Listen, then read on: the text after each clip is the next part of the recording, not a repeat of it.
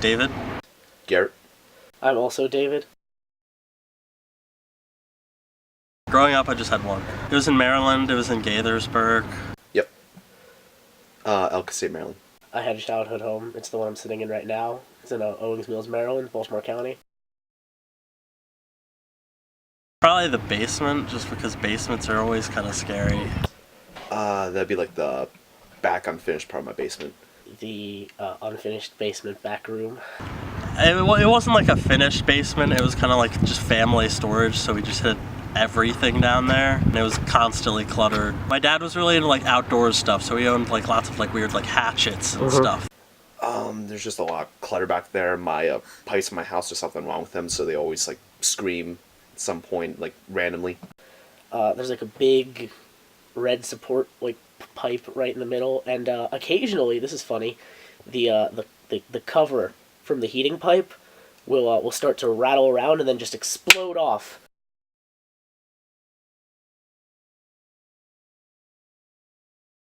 Let me preface this by saying that my dad was like a DC police officer, so very well-known, hard-ass. My older brother, he's like 5 years older than me. I was maybe 11, he was probably 16. He was always just getting in arguments with my dad.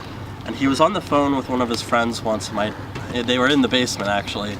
I remember being on the stairs overlooking them, and my dad was telling my brother to get off the phone, and he leaned in to take the phone from him. My brother just started punching my dad as hard as he could in the face. In retrospect, it's kind of funny because he was like 16, not really doing any damage to my dad whatsoever. But my dad just kind of like took it.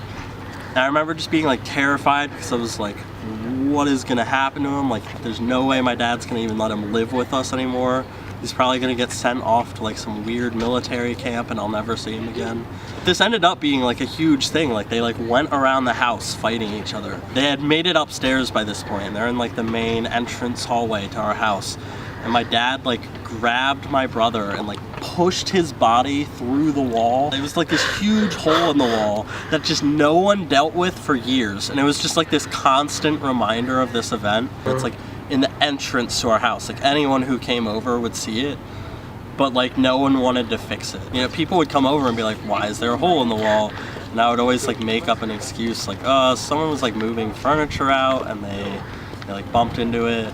But it was like obviously not true. My family's super stubborn, and I feel like they felt like that would almost be a form of apologizing by fixing this stupid hole in the wall. And even once they did deal with it, you could like tell that something had happened. And it was just this like constant reminder of this big fight the two had.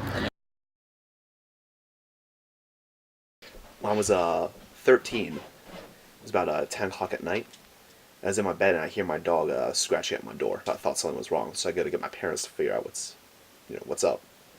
And when I open the door, just this huge cloud of smoke comes rushing into my face. I go in to see like what's going on and see if my parents are even in there.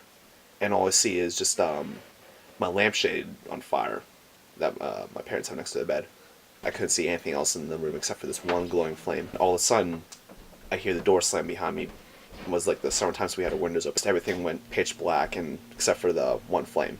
I couldn't see like a foot in front of me, and it was just really disorienting. I started screaming because I had no idea where I was. My dad comes and breaks open the door.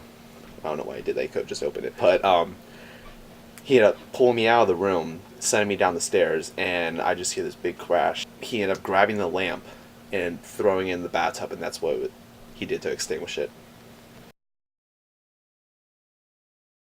When we first moved here, I was terrified. I had a lot of trouble sleeping. It was, a new bed, a new house. It was very scary for me.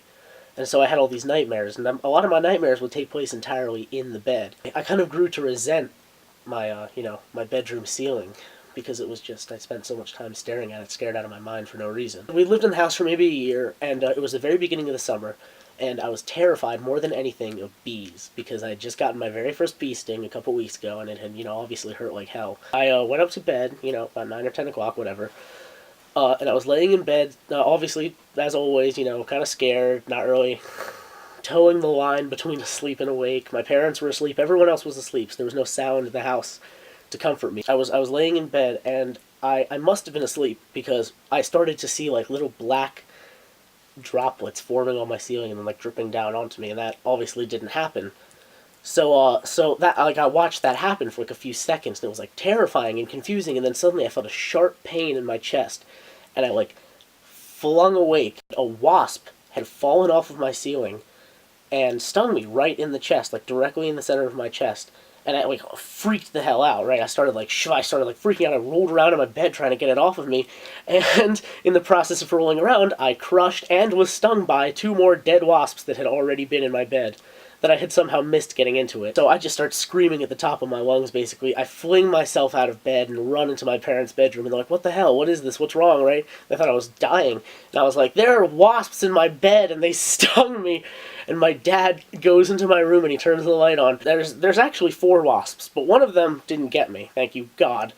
But he's like looking at this, and he's cracking up, and he's like, wow, this is the worst luck I've ever seen anyone ever have. And he's just laughing his ass off, and I'm like almost crying. I'm on the verge of tears. And I just remember that being one of the worst nights of my life. And for years after that, I could never go to bed without completely checking under every pillow, like picking up my blanket, like looking inside between the comforter. I'd have like a 5-minute process before I went to bed because of that one night.